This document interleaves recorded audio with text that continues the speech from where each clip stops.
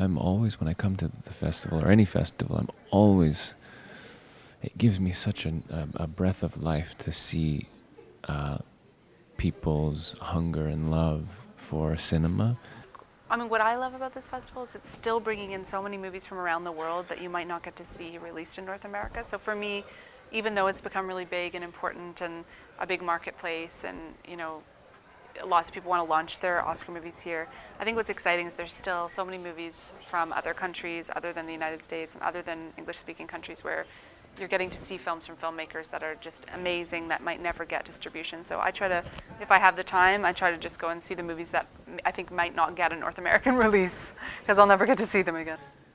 It's the most special thing to me is seeing, driving around the auditoriums and theaters and seeing the lineups of people. It just makes it makes doing this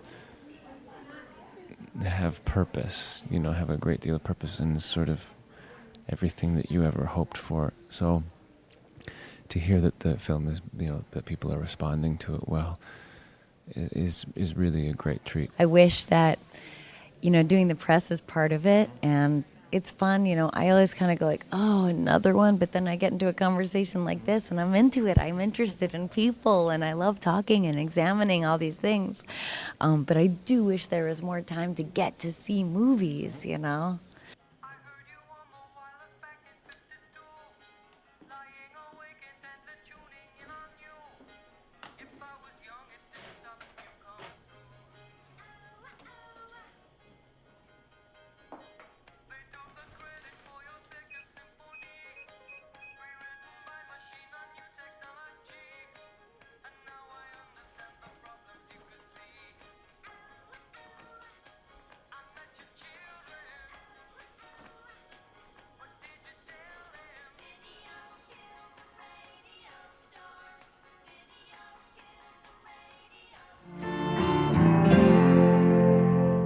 A lot of the music is Canadian independent music. So one of the bands that I listened to the most when I was writing was a band called Corinna Rose, which is a great act out of Montreal, amazing singer.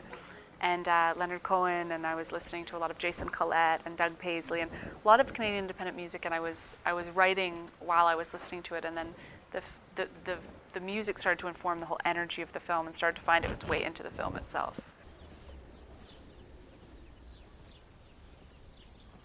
Sorry. Tony really wanted you here. I didn't know what to do. Jerry's missed you too.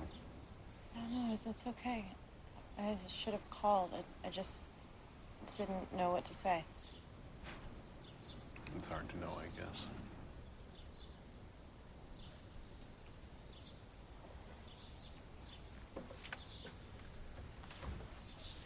How are you?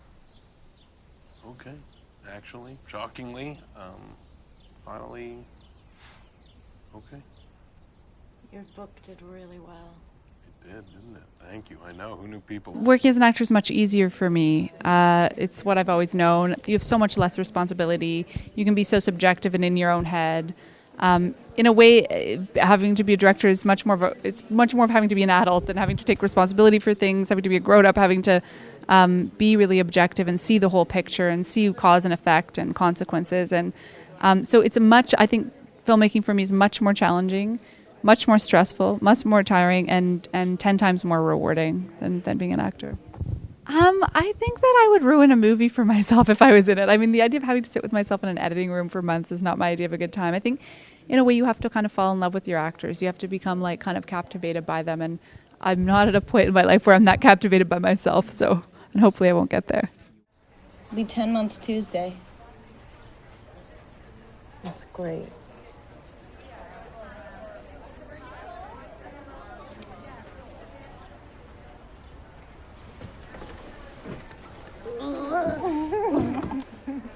All right, enough. Get off me. Nobody's died.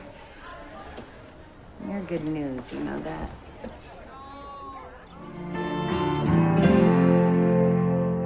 It's odd to have to choose which is better for humankind, cinema or politics, but I think obviously you're able to remember humanity through storytelling and art more than lobbyists and greed. I do feel like art can be healing in a way that politics and commerce cannot be, only because politics and commerce serve the best interest of it's the always sort of goal oriented. It's never it's not really an experiential thing, and art and cinema live in an experiential environment, and so in many ways I think that it certainly has a better chance of being able to relatability is sort of better through something that isn't strictly opinionated or has like guidelines that are either to one side or another. It's a sort of a more open field, and in fact, if it's done openly, can really make for a beautiful conversation, and that's kind of what we're all hoping for. When I saw Terrence Malick's film when I was 20, The Thin Red Line, I think it gave me like a real respect for people who do have faith and a real admiration. And I think I have faith in other people's faith. I don't have any religious faith of my own per se.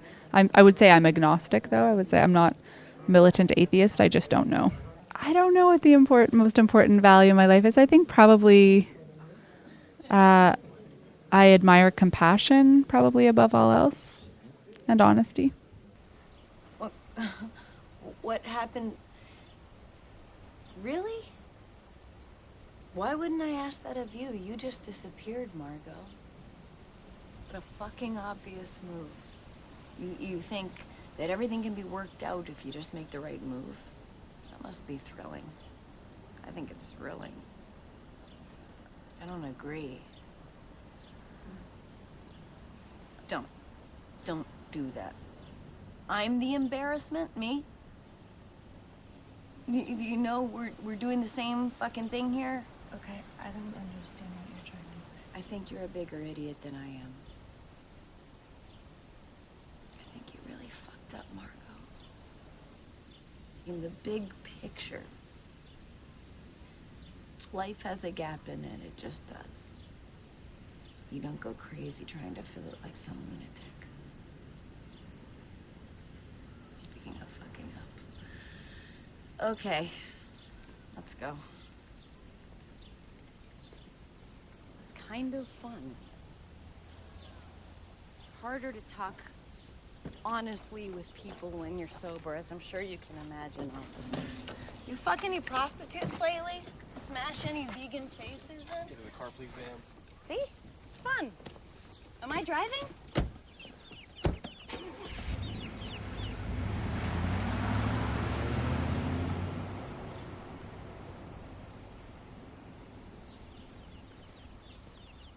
I have a friend, Liz Winstead, who co-created The Daily Show. Yeah, and she's writing a book right now called Jesus Would Hate You. And to me, that's everything. It's the people that, to me, I'm not a religious person. I grew up without religion. The fact that my sister Susan is a rabbi really came from her own self later in life. And we're very close, and I love her so much. I'm just personally not a God person. She's very liberal, and but I think that any fundamentalist version of any religion is bad news. I think I'm gonna pee myself. No, don't. They put that stuff in the water that makes it turn color and.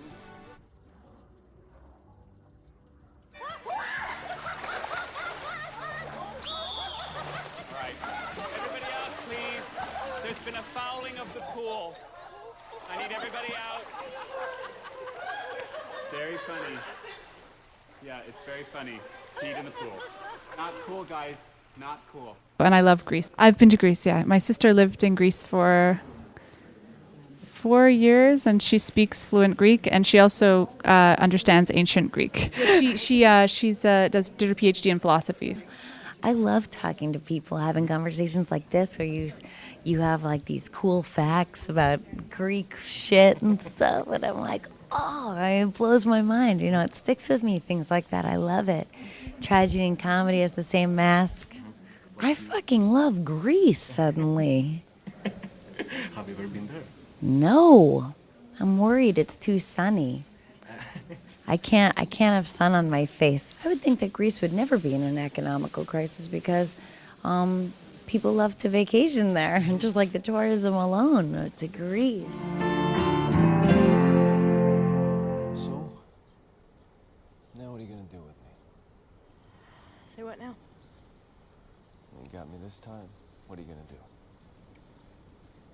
Got you this time. Yesterday you woke up early and watched me leave and didn't get me. And today you got me. Now what are you gonna do with me?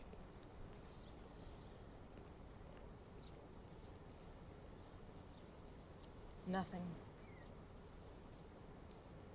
A lot of filmmakers I know, a lot of writers I know, they keep kind of returning to the same kinds of themes from different angles, and that it must come from some place in their deep unconscious. So probably when I'm 80, I'll figure out why I'm so obsessed with long-term relationships and marriage, and I keep making films about them, because even my short films were all about long-term relationships and marriage and other people, and so I think I'll probably find out when I'm a lot older why I'm making these films.